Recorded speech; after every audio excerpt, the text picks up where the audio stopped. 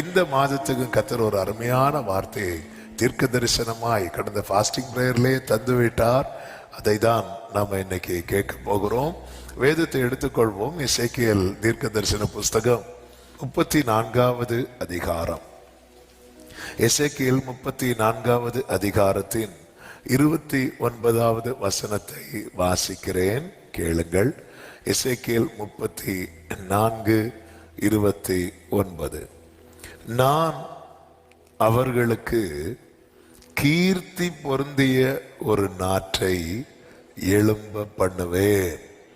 அவர்கள் இனி தேசத்திலே பஞ்சத்தால் வாரிக்கொள்ளப்படுவதும் இல்லை. இனி புறஜாதிகள் செய்யும் அவமானத்தை சுமப்பதும் இல்லை. கரங்களை உயர்த்தி சத்தமா ஆமென் சொல்லுங்க பார்க்கலாம்.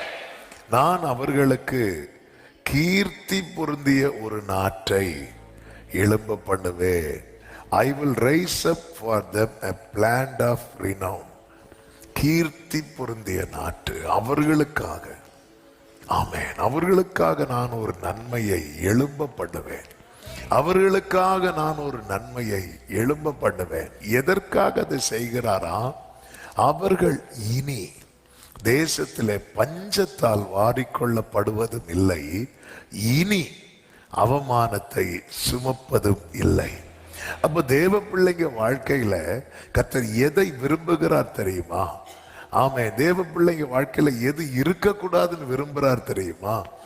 பஞ்சமும் அவமானம். சொல்லுங்க பார்க்கலாம் சத்தமா. ஹல்லேலூயா. ஆமே.